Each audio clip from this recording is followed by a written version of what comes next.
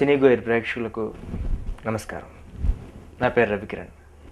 ఇప్పటికే మీరు చాలా సీరియల్స్లో నన్ను చూసుంటారు, 2-3 సినిమాల్లో చూసుంటారు. చాలామంది ప్రేక్షకులు నన్ను ఆశీర్వదిస్తున్నారు, ఆదరిస్తున్నారు.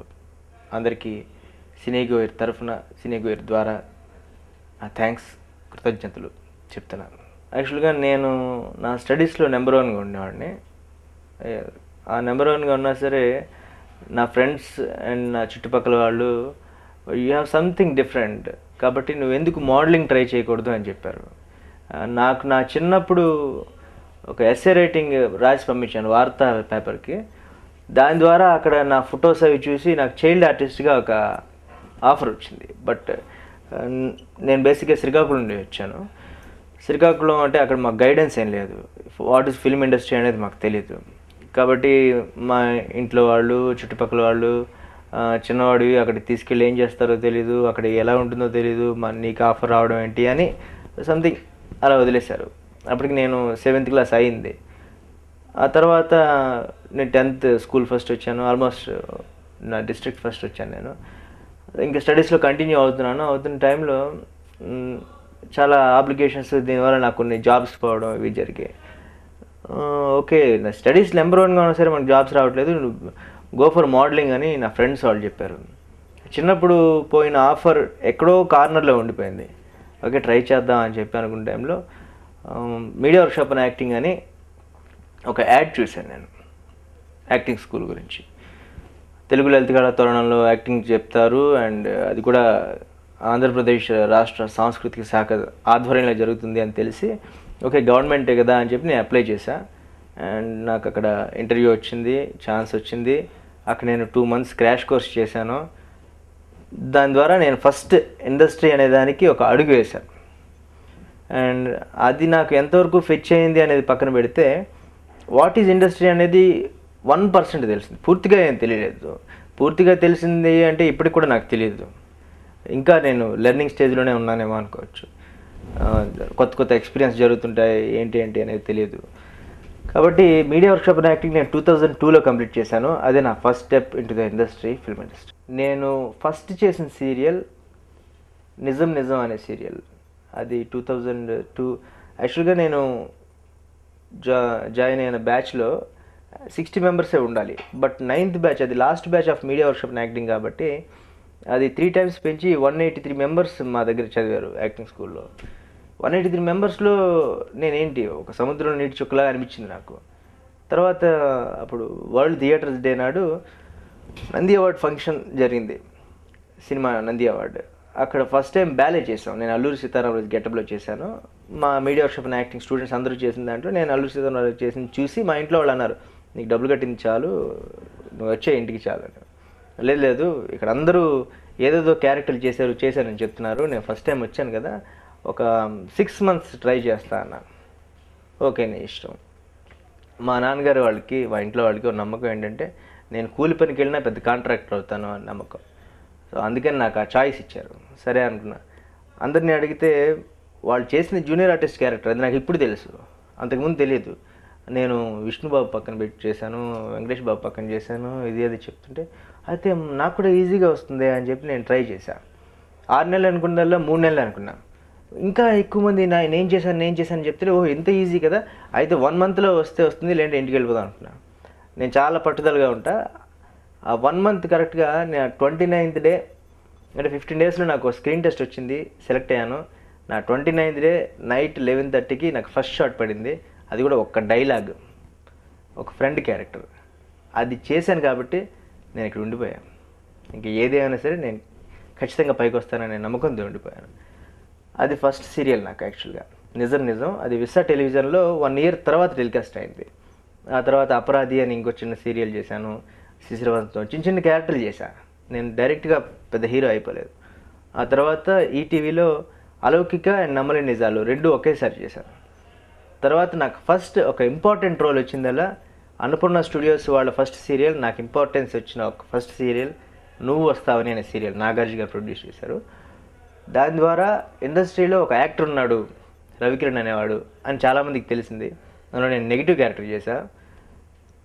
దాని నుంచి అమ్మమ్మ.com, 7 అడుగులు, ఇంకా అక్కడ నుంచి నా ఫ్లో ఎక్కడ ఆగలేదు. నాకు ఆఫర్స్ వస్తూనే ఉన్నాయి, కానీ నేను ఎవరి దగ్గరికి వెళ్ళలేదు, అడగలేదు. నేను చాయిస్లో నేను సెలెక్ట్ చేసుకుంటూ ఏది బెస్ట్ అనేది చూసుకుంటూ ఆప్షన్స్ ఫిల్టర్ చేసుకునేవాడిని. అలా ఇప్పటివరకు వచ్చాను. నాకు బాగా పేరు తెచ్చిపెట్టిన సీరియల్ అని అడిగారు కాబట్టి ఫస్ట్ అండ్ బెస్ట్ అమ్మమ్మ.com.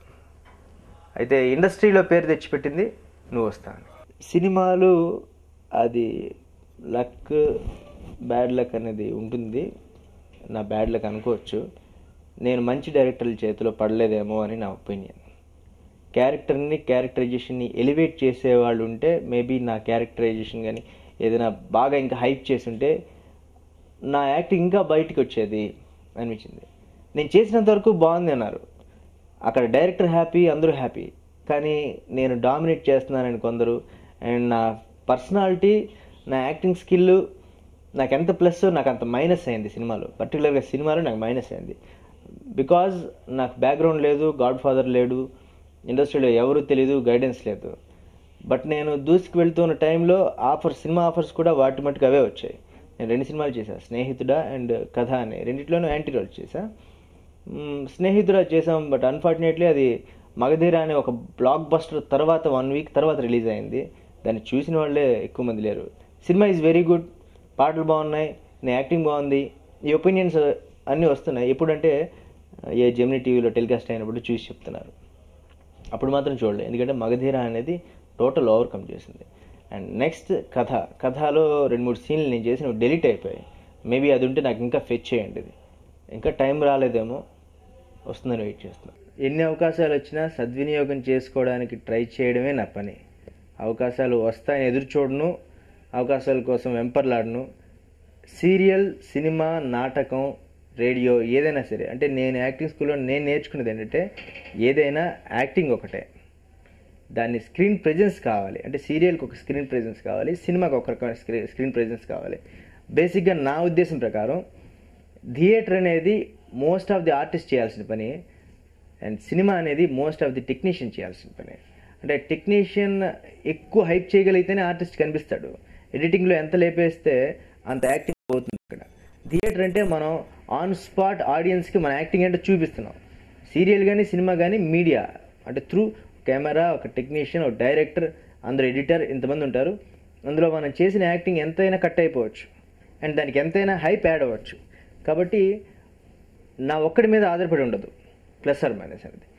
నా వరకు నా పార్ట్ నేను ఎంతవరకు కరెక్ట్గా చేస్తున్నాను, నా యాక్టింగ్ ఏంటి, మాడ్యులేషన్ కరెక్ట్గా ఉందా, ఇవన్నీ చేసుకుంటాను. అది సినిమా అవనండి, సీరియల్ అవనండి.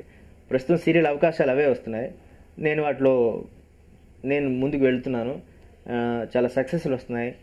ఇప్పుడు అభిషేకం చిన్నకోడలు సూపర్ హిట్, సెన్సేషన్. యాక్చువల్గా జీ తెలుగు అనే ఛానల్లో సెన్సేషన్ క్రియేట్ చేసింది. చాలా మిగతా సీరియల్స్ కూడా చిన్నకోడల వైపు చూస్తున్నాయి. సో అలాంటి సీరియల్ నేను అందుకు గర్వపడుతున్నాను. కాబట్టి అక్కడ నా యాక్టింగ్ ఏమైనా తప్పు అయితే నాకు ఇంకా అవకాశం రాదు. But still I'm getting chances. Opinions differ అవుతుంటాయి ఒక్కొక్కరికి. నా వరకు నేనేం చేస్తానో చెప్పగలను. ఎందుకంటే కొందరు తప్పుదారిలో నడిచి ముందు వెళ్ళిన వాళ్ళు ఉంటారు, మంచి దారిలో నడిచి వెనకబడిపోయిన వాళ్ళు కూడా ఉంటారు. నేను మంచి దారిలో నడిచి ముందుకు వెళ్ళాలి అనుకుంటున్నాను. కాబట్టి నేనైతే యాక్టింగ్ కంపల్సరీగా వచ్చి ఉండాలి. వాట్ ఈజ్ వాట్ అనేది తెలిసి ఉండాలి. If you have knowledge, time అనే దానికోసం వెయిట్ చేయాలి తప్ప నీకోసం నువ్వు వెయిట్ చేయక్కర్లేదు. అంటే టైం వస్తే ఆటోమేటిక్గా నీ నాలెడ్జ్ అనేది ఇంకా ప్లస్ అవుతుంది. నాలెడ్జ్ లేదంటే టైం వస్తుంది, టైం లేనప్పుడు మాత్రం యు ఆర్ నథింగ్. కాబట్టి ఫస్ట్ మనం చేయాల్సిన పని ఏంటో సక్రమంగా చేసి మన పని మనం ఏంటో చూసుకుని అదర్ యావిగేషన్స్, అదర్ యాక్టివిటీస్ లేకుండా ముందుకెళ్తే ఖచ్చితంగా ముందుకెళ్తాం. కాంపిటీషన్ చాలా హైగా ఉంటుంది. సినిమాలో హైగా ఉంటుంది, సీరియల్స్ తక్కువ, అందుకే సీరియల్స్కి వస్తున్నారు, సినిమాలు రావట్లేదు. ఇదంతా తప్పు. నేను చాలా విన్నాను, బట్ ఇదంతా తప్పు. సీరియల్స్ అనేది కూడా కాంపిటీషన్ బాగా పెరిగింది, అండ్ రేషియో ప్రకారంగా అయితే తక్కువ ఉంది. ఎందుకంటే ఛానల్స్ పెరిగాయి, సీరియల్స్ పెరిగాయి, ఆర్టిస్టులు పెరిగారు. సినిమాల్లో అవకాశాలు రాని వాళ్ళు కూడా సీరియల్స్ వైపు మొగ్గు చూపుతున్నారు. కాబట్టి సీరియల్స్ ఆల్రెడీ మేము ఉన్నాం. సినిమా నుంచి వచ్చిన వాళ్ళకి ఇంకా హైప్ ఉంటుందనో ఏదనో వాళ్ళకి ఛాన్సులు పెరగడం కూడా జరిగింది. కానీ సినిమాకి వస్తే హెరిడిటరీ, అంటే ఒకళ్ళ వారసులు, ఒకళ్ళు ఇంకోళ్ళు, లేదా బ్యాక్గ్రౌండ్, ఫ్రెండ్స్ సర్కిల్, దీని ద్వారా ముందుకెళ్తుంది. యాక్టింగ్ ఎంత వచ్చినా కెమెరా యొక్క మాయాజాలంతో మనం ముందుకు తీసుకెళ్తున్నారు. కాబట్టి అక్కడ కొంతమందే ముందుకెళ్తున్నారు. కొత్తగా వచ్చి నాలా బ్యాక్గ్రౌండ్ లేకుండా వచ్చేవాళ్ళకి సీరియల్స్ అనేది నిజమైన స్టెప్గా ఉంటుంది. మన టాలెంట్ ఏంటో చూపించుకోవడానికి నిజమైన ఒక స్టేజ్. నేను ఒకటే చెప్పాను ఇందాక కూడా, నేను యాక్టింగే ప్రియారిటీ ఇస్తాను. అది సినిమా అవనండి, సీరియల్ అవ్వండి, అంతే. దీంట్లో బాగా చేస్తావు, దాంట్లో బాగా చేయవు, దీంట్లో రెమ్యునరేషన్ పరంగా చూస్తావు అనేది నాలో ఎప్పుడు ఉండదు. నేను ఎప్పుడైతే నా యాక్టింగ్ తప్పు చేస్తానో అప్పుడు నేను ఉండను అని నాకు బలమైన నమ్మకం. కాబట్టి ఎప్పుడు నేను యాక్టింగ్ మీదే కాన్సన్ట్రేట్ చేస్తాను, ఇదర్ సీరియల్ ఆర్ సినిమా.